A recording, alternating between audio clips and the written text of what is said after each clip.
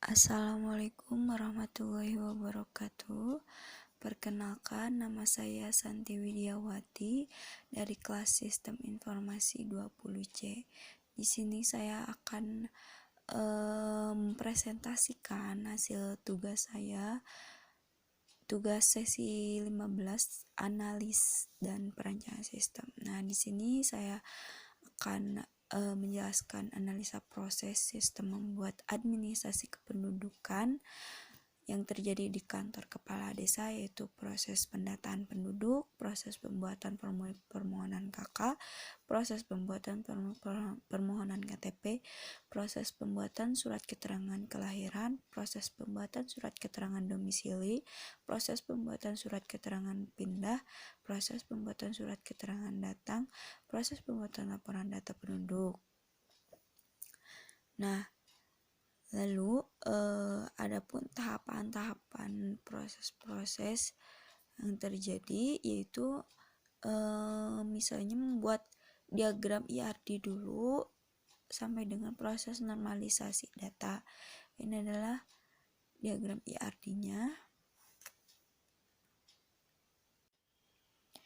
Nah, lalu di sini ada transformasi IRD ke LRS, yaitu penduduk, database-nya, nik, nomor KK, nama penduduk, tempat lahir, tanggal lahir, jenis kelamin, agama, pendidikan, pekerjaan, status perkawinan, nama ayah, nama ibu, golongan darah, kewarganegaraan, umur, alamat. Nah, lalu di sini ada LRS-nya, bisa dilihat. Terus ada use case diagram. Ini ada pemodelan analis dan desain sistem dengan model OOP. Dan ada activity diagramnya. Ada ketua RT, kepala desa, sekretaris.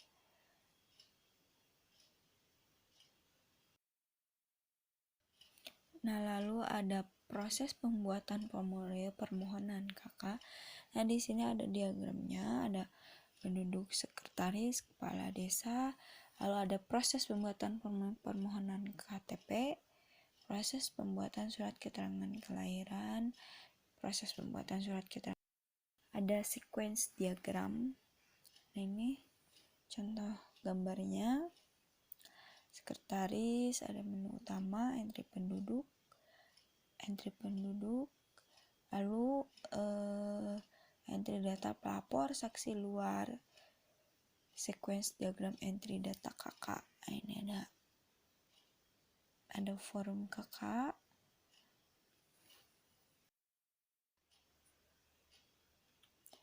Nah, lalu ada kelas diagram. Ini adalah kelas-kelas diagramnya.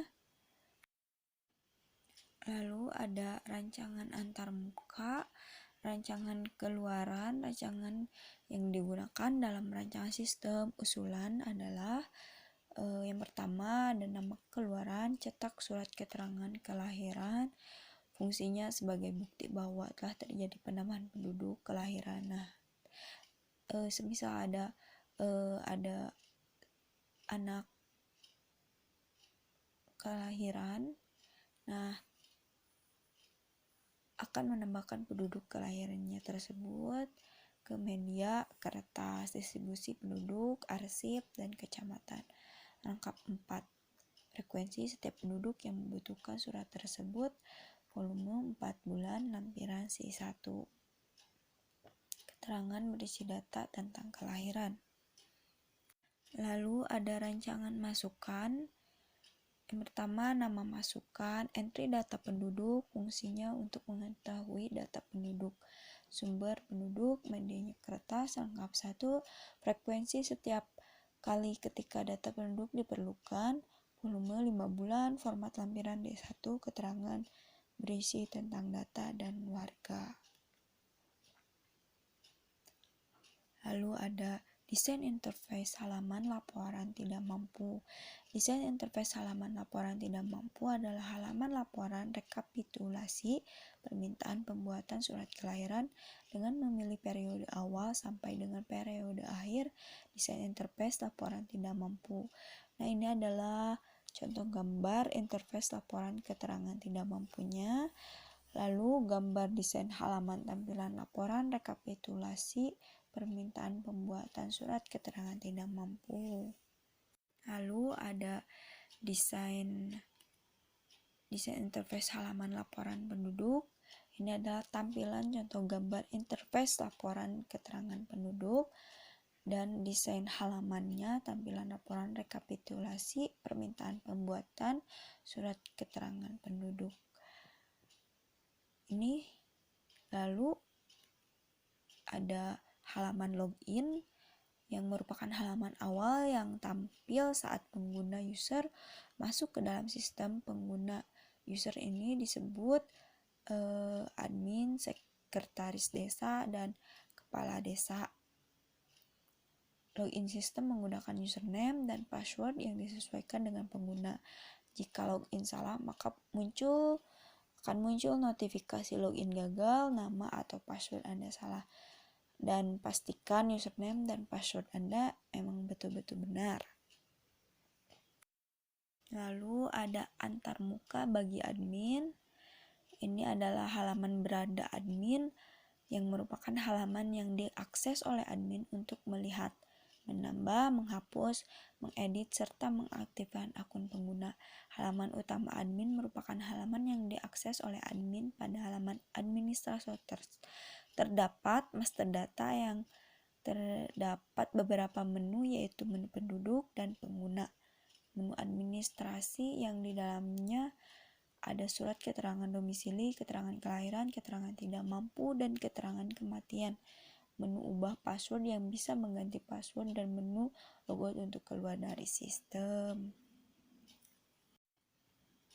Nah, lalu ada halaman menu penduduk. Ini adalah tampilan gambar halaman input data penduduk. Bisa dilihat ini. Terus ada halaman menu pengguna. Ini adalah halaman input penggunanya. Ada menu keterangan domisili. Input keterangan domisili ini contohnya gambarnya. Nah, itu bisa dimasukkan data-datanya. Dan sekian hasil presentasi saya kali ini. Cukup sekian dan terima kasih. Assalamualaikum warahmatullahi wabarakatuh.